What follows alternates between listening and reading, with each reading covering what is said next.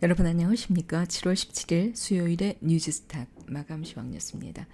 트럼프 미국 대통령 백악관에서 열린 내각회의에서 필요할 경우에 중국산 제품 3,250억 달러어치에 대한 관세를 부과하겠다. 이렇게 재차 위협했습니다. 또 미국 공화당과 민주당 상원 의원 일부가 의회의 승인 없이 화웨이가 미국 기업들과 거래하는 것을 막는 법안을 발의했습니다. 한일 무역 갈등 역시 안개 속입니다. 오는 21일 열리는 일본 참의원 선거가 일본 수출 규제 카드의 분수령이 될 것이라는 전망이 우세합니다. 그렇지만 이 역시 정치적 변수가 개입돼 있기 때문에 단시일 내에 해소되기가 어려운 이슈로 꼽히고 있습니다. 미중 무역 분쟁과 한일 무역 분쟁에 대한 불확실성이 점점 커지고 있는 데다가 외국인의 대량 선물 매도 또 기관의 순매도세에 오늘 코스피 코스닥 양시장 하락폭이 컸습니다.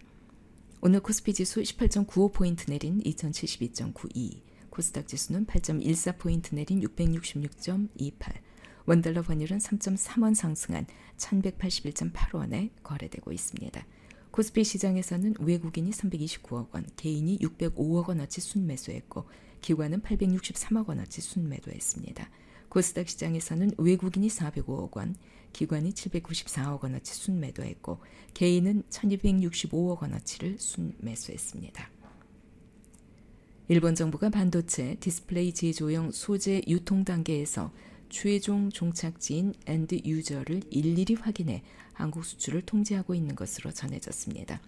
이에 삼성전자와 SK 하이닉스는 고순도 불화수소와 포토레지스트, 또 플루오린 폴리이미드 등 국내 직수입이 막힌 소재의 제3국을 통한 우회 수입도 어렵다고 결론을 내렸습니다. 반도체 제조 공정상 핵심 소재에 대한 수출 규제가 장기화할 것으로 예상되고 있는 가운데 유력하게 검토돼 온 대안마저 막히게 된 상황입니다. 최근 삼성전자가 일본 소재 기업의 해외 생산 기지에서 일부 물량을 조달한 사실이 알려지자 일본 정부가 이마저도 차단하는 데 나선 것으로 해석되고 있습니다. 첨생법, 그러니까 첨단 재생 의료와 첨단 바이오 의약품에 관한 법률안이 국회에서 다시 논의되고 있습니다.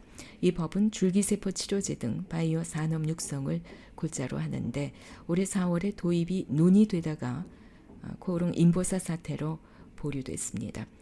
그런데 이번에 이 법이 통과되면 제약 바이오 기업들의 주가 반등에 기폭제가 되어줄 전망입니다. 전반적으로 분위기는 나쁘질 않습니다. 문제로 지적된 부분이 보완됐고 입법을 반대한 국회의원들 시각도 긍정적으로 전환한 상태이기 때문에 이번 국회에서 통과가 유력하다는 것이 대체적인 시각입니다. 이 법이 통과되면 증시, 특히 코스닥 시장에 미칠 영향도 주목됩니다. 코스닥 시가총액에서 바이오 기업들이 차지하는 비중이 상당한데 상당수 업체가 직간접적으로 이 첨생법 수혜를 볼 수 있습니다. 대표적인 기업으로는 줄기세포 치료제 개발업체 안트로젠, 또 면역 항암제 업체 NK맥스, 이종장기 연구업체 엠젠 플러스, 이 밖에도 첨생법과 연관이 없는 업체라도 바이오 업계 전반의 투자 심리 개선 효과는 나타날 것이다. 이런 시각이 많습니다. 오늘 특징 종목입니다. 덕산 하이메탈, 일본 기업에서 독점하고 있는 이방성 전도성 필름용 도전보를 국산화하고 상용화했습니다. 19.61% 상승 마감했습니다. 캐몬, 일본 정부에 대응해서 우리 정부가 화평법, 다시 말씀드려서 화학물질 등록과 평가 등에 관한 법률입니다. 이 법의 후속 조치를 할 거라는 소식에 수혜 기대감이 상당합니다. 상한가 마감했습니다.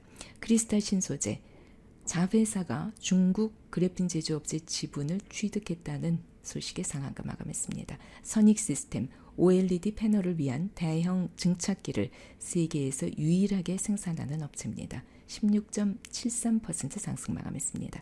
안트로젠, 당뇨병성 족부교양 3상 환자 등록 완료, 또 첨생법 기대감으로 7.58% 상승 마감했습니다. 내일 한국은행에서는 기준금리를 결정하게 됩니다. 이달 기준금리는 동결이다 이렇게 예상하는 전문가들이 물론 많습니다만은 일본의 수출 규제 여파로 한국은행이 금리 인하 시기를 이번 7월로 앞당길 수도 있다 이런 예상도 많습니다.